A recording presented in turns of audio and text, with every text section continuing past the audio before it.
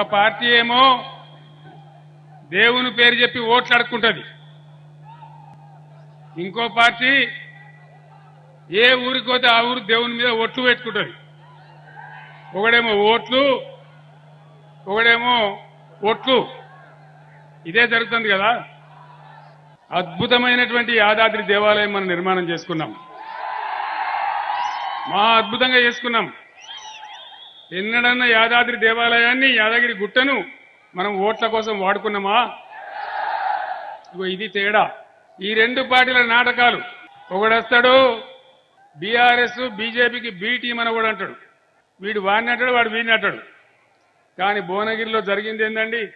భువనగిరిలో బీజేపీ కాంగ్రెస్ రెండు మిలాఖత్ అయిపోయి మున్సిపల్ బీఆర్ఎస్ చైర్మన్ దించేసి కాంగ్రెస్ వాడు చైర్మన్, బీజేపీ వాడు వైస్ చైర్మన్.